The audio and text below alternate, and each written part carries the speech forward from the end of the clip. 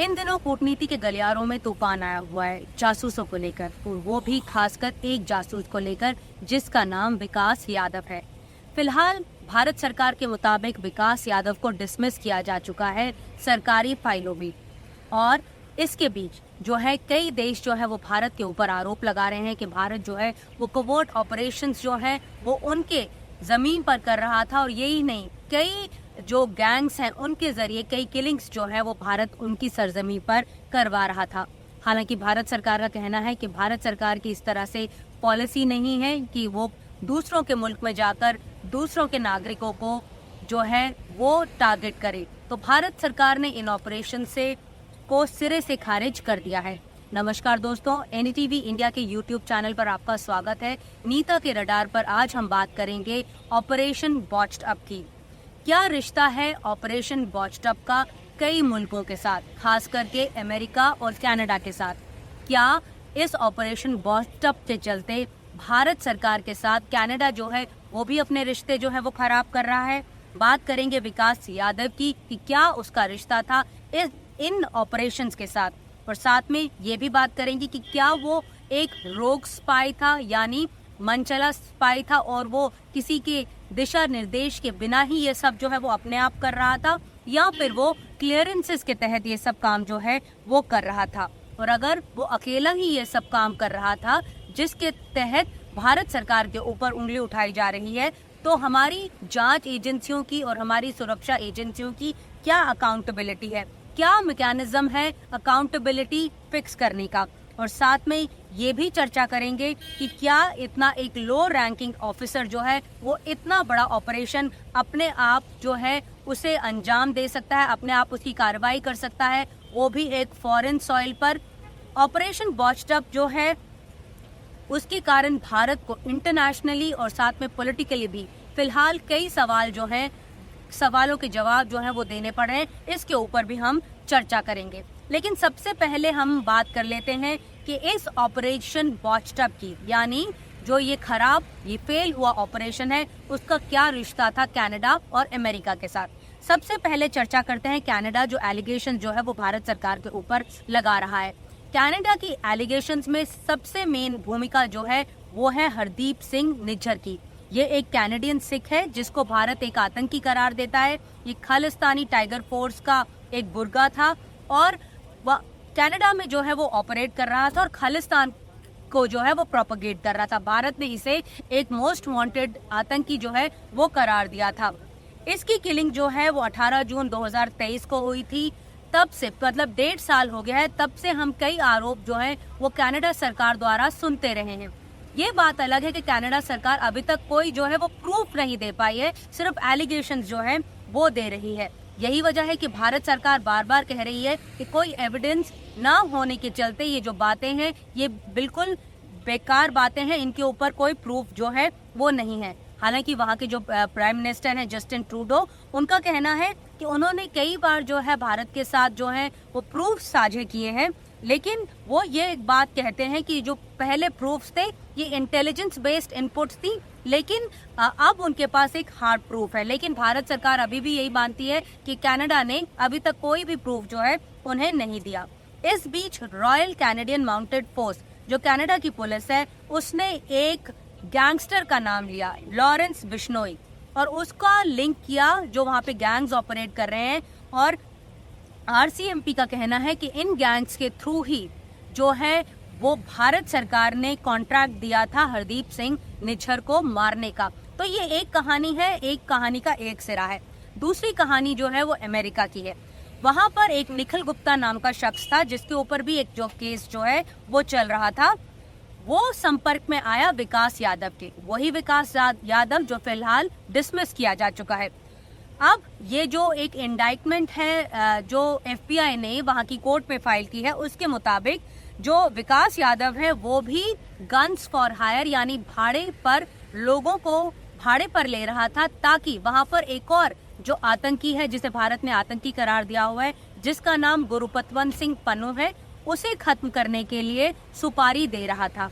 लेकिन operation botched up इसलिए हुआ क्योंकि जिन लोगों को वो हायर कर रहा था वो दरअसल अमेरिकी अमेरिका के सरकारी मुलाजिम थे, यानी डीए के एजेंट्स थे, और विकास यादव ने उन्हीं को हायर कर लिया गुरुपतवंत सिंह पन्नू को मारने के लिए। इसके लिए उसने पहले $15,000 जो हैं वो आगे भी दिए थे, निखिल गुप्ता के जरिए आगे भी दिए थे, ताकि ये जो किलिंग है उसे अंजाम दिया जा चुकी। अब एफबीआई का कहना है कि उनके पास इस बात की भी सबूत है कि विकास यादव ने एक वीडियो क्लिप जो है जिसमें निज्जर की बॉडी थी वो निखिल गुप्ता को भेजा और बोला कि गुरुपतवंत सिंह पन्नू का भी यही हश्र जो है वो होना चाहिए। इसके मुतालिक उसने उसके एड्रेसेस भी दिए और जानकारियां भी जो है वो साझा की। तो एक रिश्ता है अमेरिका की स्टोरी का कनाडा की स्टोरी के साथ वो बन गया, और निज्जर और गुरुपतवंत सिंह पन्नू तो आप एसोसिएट्स थे ही, क्योंकि वो खालिस्तान की वकालत करते थे। इस बीच जो है लॉरेंस बिश्नोई भी एक कड़ी जो है इन दोनों कहानियों में जुड़ गया। अब ऑपरेशन वॉचटॉप के तहत जो लोगों को हायर किया, जैसा कि हम बोल रहे हैं, वो अमेरिकी एजेंट्स थे। इस बीच निखिल गुप्ता जो है वो 30 जून को चेकोस्लोवाकिया गया था, वहां पे उसे अमेरिका के कहने पर गिरफ्तार कर लिया गया। वहां से कहानी जो है वो खुलनी शुरू हुई। हम यहाँ पर एक चर्चा और कर लेते हैं टाइमलाइन की कहानी। दरअसल ये जो कहानी है इसमें टाइमलाइन जो है वो बहुत इम्पोर्टेंट है। अब जो सामने आ रहा है विकास यादव की कहानी के तहत, विकास यादव जो है वो एक सीआरपीएफ में असिस्टेंट कमांडो था। वो बैटल क्राफ्ट से अच्छी तरह से वाकिफ था, वेपन्स को किस तरह से चलाया जाता है उससे अच्छी तरह वाकिफ था। यही नहीं, एक ट्रेन पैरा ट्रूपर भी था। तो वो जो था, जब ये ऑपरेशन चल रहा था तो वो RNW के साथ जुड़ा हुआ था, यानी जो हमारी एजेंसी है जो विदेश में ऑपरेशंस करती है उसके साथ जुड़ा हुआ था, ऐसा FBI का कहना है।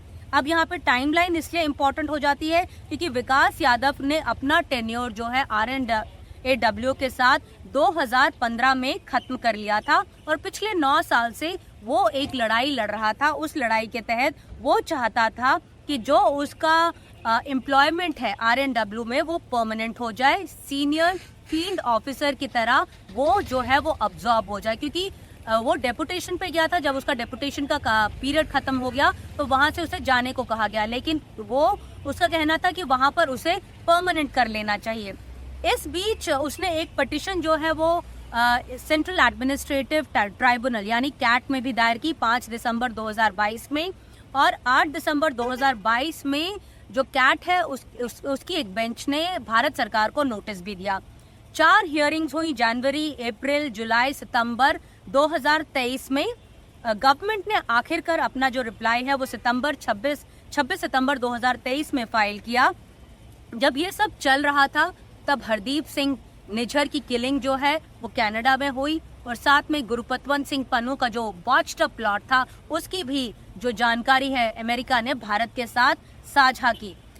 ये सब तब चल रहा था। इस बीच जो विकास यादव था उसे 9 अक्टूबर 2023 में परमानेंट एम्प्लॉय बना लिया गया सीनियर फील्ड ऑफिसर के तहत ARC, जो कि RNW का एविएशन विंग है, एविएशन रिसर्च सेंटर, उसमें उसे जो है वो परमानेंट जॉब मिल गया। लेकिन ये कहानी क्योंकि बहुत उलझी हुई थी, वॉचटॉप ऑपरेशन था, गड़बड़ हुआ ऑपरेशन था, भारत सरकार का कहना है कि ये विकास यादव जब उसका नाम सामने आया तो इसे पेरेंट कार्डर यानी CRPF में भेज दिया गया। वहां से उसे डिसमिस किया गया और फिर CRPF से भी उसे डिसमिस कर दिया। कहानी में नया मोड़ तब आया दिसंबर 2023 में, जब स्पेशल सेल का कहना है कि उन्होंने विकास यादव को अरेस्ट कर लिया। अब विकास यादव को अरेस्ट क्यों किया? क्योंकि वो फिरौती मांग रहा था। फिरौती मांग रहा था एक बिजनेसमैन से, ये कहकर कि वो लॉरेंस बिश्नोई के लोगों के जरिए उस पर अटैक या किडनैपिंग्स जो है वो करा देगा। इसके तहत जो स्पेशल सेल है उसने उसे अरेस्ट किया और उसे तिहाड़ भेज दिया। तो अलग अलग जो कहानियां हैं वो आपस में जुड़ती चली गई। लॉरेंस बिश्नोई का नाम भी सामने आया, विकास यादव का नाम भी सामने आया, FBI का नाम भी सामने आया, कनाडा के आरोपों का नाम भी सामने आया, और अमेरिका की जो FBI कह रही है वो भी नाम जो है वो सामने आए। तो ऑपरेशन वॉचटॉप के तहत बहुत सारी कड़ियां जो है एक से जो है वो जुड़ती चली गई। अब भारत का कहना है कि ये जो विकास यादव है उसे डिसमिस किया जा चुका है। जब अमेरिका में FBI ने इंडाइटमेंट फाइल किया था तब भारत की एक सीनियर डेलीगेशन जो टीम है वो अमेरिका थी, जिसे लीड डेप्यूटी NSA कर रहे थे। वहां पर ये जो जानकारियां हैं वो जाकर साझा की गई। इस बीच में मैं आपको एक और दिलचस्प कहानी बताती हूँ कि ऑपरेशंस बॉच्ड अप कैसे होते हैं। दरअसल हम कुछ समय पहले जाते हैं। 2005 में जब दाऊद की बेटी जो मारूक है उसकी शादी हो रही थी जावेद मियादाद के बेटे से जुनैद, दुबई में ये जो है वो रिसेप्शन होनी थी। दरअसल जो निकाह है वो 9 जुलाई 2005 को हो गया था और वलीमा यानी जो रिसेप्शन है वो ग्रैंड हायत दुबई में होनी थी 23 जुलाई को। तब जो अजीत डोभाल थे वो IB से रिटायर हो चुके थे। तब ये जब जानकारी मिली तो भारत सरकार की एजेंसियां जो हैं वो काम करने लगी और अजीत डोभाल जो हैं वो इस ऑपरेशन को लीड कर रहे थे। तब जो छोटा राजन के जो 2 लोग थे, विकी मल्होत्रा और फरीद तानाशाह, उन्हें जो है वो एम्प्लॉय किया गया। उन्हें जो है वो बताया गया कि वहां पर जाकर, क्योंकि दाऊद अपनी बेटी की शादी पे आए थे तो वहां पर उसे जाकर टारगेट करना है। लेकिन टर्फ वॉर के चलते हुए जब ये ऑपरेशन को फाइनलाइज किया जा रहा था तब मुंबई पुलिस की टीम यहाँ दिल्ली पहुंचती है और इन दोनों लोगों को अरेस्ट कर लेती है। तब जब इन दोनों लोगों को अरेस्ट करने की बात चल रही थी तब अभी जो मौजूदा national security adviser mister Ajit Doval है वो इन दोनों के साथ थे। तो टर्फ वॉर के कारण ये जो ऑपरेशन है तब भी बॉचअप हुआ था। अब उस ऑपरेशन का अब के ऑपरेशन से ये रिश्ता है क्योंकि अब जो मुंबई पुलिस है वो इस वक्त इन्वेस्टिगेट कर रही है बाबा सिद्दीकी के कत्ल की। बाबा सिद्दीकी जो एक लीडर है, उनका किलिंग जो है वो हुई थी, उसमें भी नाम जो है वो लॉरेंस बिश्नोई का सामने आया है। तो ये जो एक कड़ी है वो दूसरी कड़ी से जुड़ रही है। जो टर्फ वॉर के चलते तब जिस तरह से ऑपरेशन खराब हुए थे, अब टर्फ वॉर के चलते अभी भी ऑपरेशन उसी लिहाज से खराब इसलिए हो रहे हैं कि मुंबई पुलिस चाहती है कि लॉरेंस बिश्नोई की कस्टडी वो ले, लेकिन क्योंकि वो अभी गुजरात साबरमती जेल में है और केंद्रीय गृह मंत्रालय के ऑर्डर के तहत कोई भी पुलिस उसकी जो कस्टडी है वो नहीं ले सकती। यही वजह है कि वो जांच जो है वो आगे नहीं बढ़ पा रही। तो कड़ियां जो हैं वो जुड़ी हुई हैं, टर्फ वॉर जो है वो चल रही है, ऑपरेशंस जो हैं बॉचअप होते हैं, तब भी हुए अब भी हुए। जब 2005 में जब ये ऑपरेशन बॉचअप हुआ था तब सबसे पहले मैंने ये कहानी NDTV में जो है वो ब्रेक की थी। तब और अब जो काम करने का ढंग है एजेंसीज का, मुझे नहीं लगता है वो अलग हुआ है। 19 साल बीत गए। अकाउंटेबिलिटी के नाम पे किसी भी एजेंसी की या कहें पुलिस फोर्स की अकाउंटेबिलिटी नहीं है, क्योंकि भारत सरकार का कहना है कि विकास यादव जो है वो एक रोग एलिमेंट था, क्योंकि भारत सरकार की तो ये नीति ही नहीं है कि इस तरह से ऑपरेशन किया जाए।